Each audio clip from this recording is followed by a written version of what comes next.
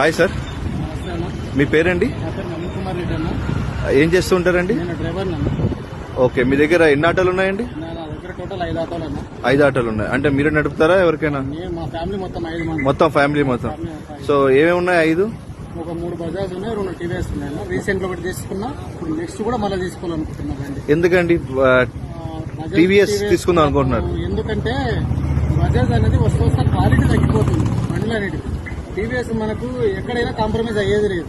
మన క్వాలిటీ బట్టి కానీ, బండ్ల మెయింటెనెన్స్ కానీ, ఇదే కానీ ఏ దానికంటే తగ్గేది లేదు. మనకు సేల్ అయినా అవ్వకపోయినా కానీ మనకు సేఫ్టీ పర్పస్ గా తగ్గేది లేదు. మనకు డ్రైవింగ్ కంఫర్ట్ ఏది బాగుందండి? బజాజ్ టీవీఎస్ నడిపినప్పుడు టీవీఎస్ బాగుంది.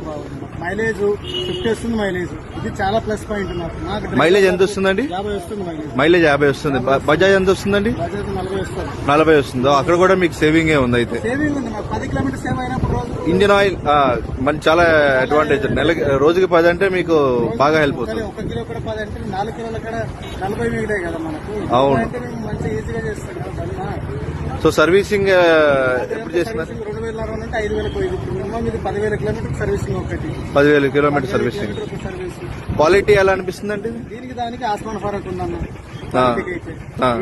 Best.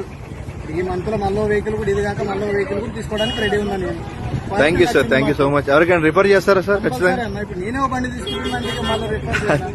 Thank you so much sir.